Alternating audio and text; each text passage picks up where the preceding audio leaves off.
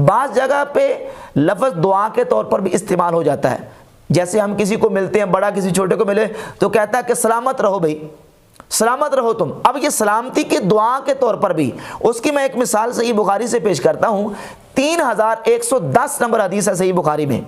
इमाम बुखारी रहमतुल्लाह अलैह ने वहाँ से इमाम आली मकाम सैयदना इमाम हुसैन रज़ियल्लाहु ताला अन्हु का तज़किरा किया तो लिखा मक़तलु हुसैन इब्न अली रहमतुल्लाहि अलैह। उस रवायत में ये लफ्ज़ मौजूद है कि हज़रत इमाम हुसैन का जिक्र करके रहमतुल्लाहि अलैह के लफ्ज़ इस्तेमाल किए हैं। अब ये जो रहमतुल्लाह अलैह के लफ्ज़ हैं ये तो हम औलिया अल्लाह के लिए इस्तेमाल करते हैं, जबकि इमाम हुसैन तो जो है ना वो सहाबी रसूल अहले बैत के बहुत बड़े जलील कदर इमाम हैं, उनके लिए रहमतुल्लाह अलैह के लफ्ज़। तो अब इस चीज़ को कोई बंदा दलील बना के ये कहे कि इमाम हुसैन के नाम के साथ रहमतुल्लाह अलैह ही कहेंगे, तो अब ये जो रहमतुल्लाह अलैह का लफ्ज़ इस्तेमाल किया इमाम बुखारी रहमतुल्लाह अलैह ने, ये बतौर दुआ के किया है। जो प्रोटोकॉल और तज़ीम के तौर पर हम अहले बैत के लिए और सहाबा के लिए लफ्ज़ इस्तेमाल करते हैं वो है रज़ियल्लाहु ताला अन्हु। अगर अलैहिस्सलाम का लफ्ज़ कहीं आ गया है तो अब हम उसको देखेंगे कि वो लफ्ज़ जो है वो कहाँ से आया है। क्या उन किताबों में खुद इमामों की तरफ से वो लफ्ज़ लिखा गया है, ऐड किया गया है, या कि ये बात की इजाज़त है? तो बेहम्द ताला दलाइल और हक़ाइक़ के साथ, ऐसे मजबूत दलाइल के साथ इंशाअल्लाह हम साबित करेंगे कि ये बात की इजाज़त है। उन इमामों ने अलैहिस्सलाम का लफ्ज़ गैर अंबिया के लिए इस्तिक़लालन और तज़ीम के तौर पर इस्तेमाल नहीं किया।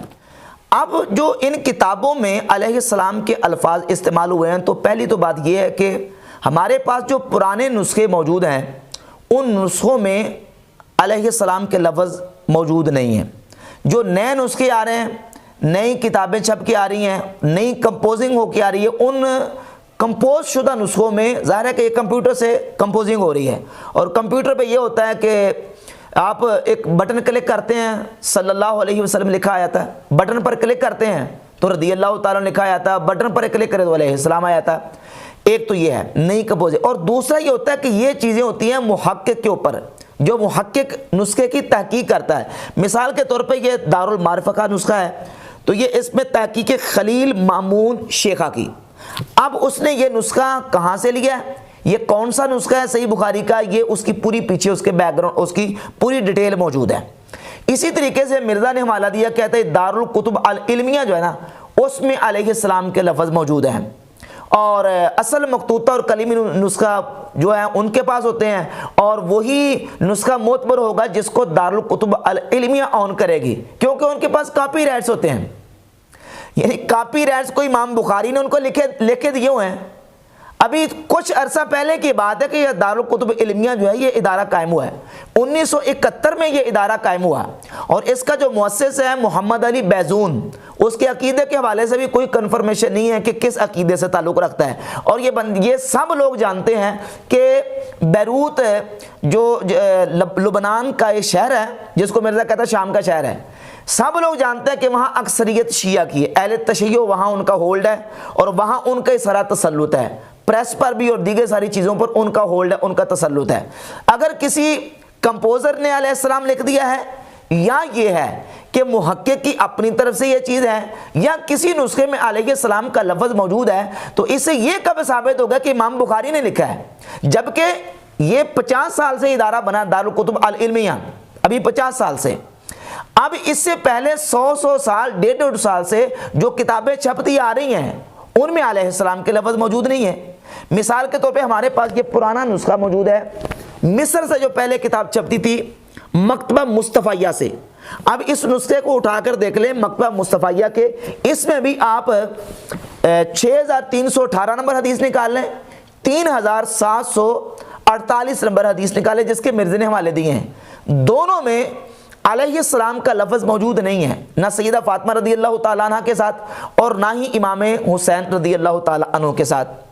ये सही बुखारी का नुस्खा इसमें मौजूद नहीं है।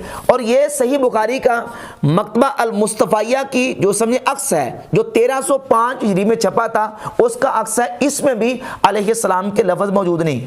और ये एक मिस्र का बहुत कदीम नुस्खा हमारे पास मौजूद है, इसमें भी 3748 नंबर हदीस में इमाम हुसैन रज़ी अल्लाह ताला अन्हु के साथ अलैहिस्सलाम के लफ्ज़ मौजूद नहीं। ये भी एक सही बुखारी का पुराना नुस्खा मौजूद है। जो पुराने नुस्खे हैं वो ये हैं अथेंटिक, जो 150-150 साल से मतबूआ होते आ रहे हैं। और मिर्ज़ा साहब जो है ना, चूँकि अलैहिस्सलाम का लफ्ज़ दारुल कुतुब अल इल्मिया से छपा है, तो इसने क्या दिया कि वही नुस्खा मोतबर है, यानी जो बात अपने हक में नहीं तो वो मोतबर होगी। इसके अलावा दीगर जो हवाले दिए हैं, मसलन जामे तिरमिज़ी का हवाला दिया मिर्ज़ा ने। अब जामे तिरमिज़ी को देख लें कि ये हमारे पास दारुस सदीक की सऊदी अरब से छपी है, और इसने दारुस सदीक वाले ने नुस्खा कुरूखी का हवाला भी दिया है, और बाकायदा इसके शुरू में इसने नुस्खा कुरूखी जो है ना उसकी बाकायदा अक्स दिए हैं उसके सफ़ात के। ये नुस्खा कुरूखी है, इसमें भी हज़रत इमाम हसन और हुसैन रज़ी अल्लाह ताला अन्हुमा के साथ जो ना वो रज़ी अल्लाह ताला अन्हुमा लिखा हुआ है, अलैहिस्सलाम ने लिखा। इसी तरह ये भी नुस्खा कुरूखी है, इसमें भी अलैहिस्सलाम के लफ्ज़ मौजूद नहीं है। दीगर आप नुस्खों को उठाकर देख लें। इसके अलावा ये सुनन अबी दाऊद का नुस्खा है, नुस्खा खतीब बगदादी, इमाम खतीब बगदादी का जो नुस्खा है ना वो है। इसमें भी 4646 नंबर हदीस जो है उसमें हज़रत अली रज़ी अल्लाह ताला अन्हु के साथ अलैहिस्सलाम के लफ्ज़ मौजूद नहीं है। अब ये अलैहिस्सलाम के लफ्ज़ या दीगर जो किताबों में कुछ तक़द्दुम या ताख़ुर या इजाफा हुआ है, या कुछ चीज़ें ऐड की गई हैं, ये किन्होंने की हैं, ये किन की इजाद हैं, इस पर इंशाल्लाह एक मुकम्मल निहायत तहकीकी और एक एक चीज़ इंशाल्लाह हम दिखाएंगे तहकीक करके कि ये नुस्खे जो हैं वो किस तरीके से आगे शाये हुए हैं और किन किन लोगों ने इन नुस्खों को शाये किया, इख्तलाफ नुस्खों का क्या है। इंशाल्लाह हम पूरी जो ना वो तहकीक के साथ एक एक चीज़ को इंशाल्लाह इसको वाज़ेह करेंगे।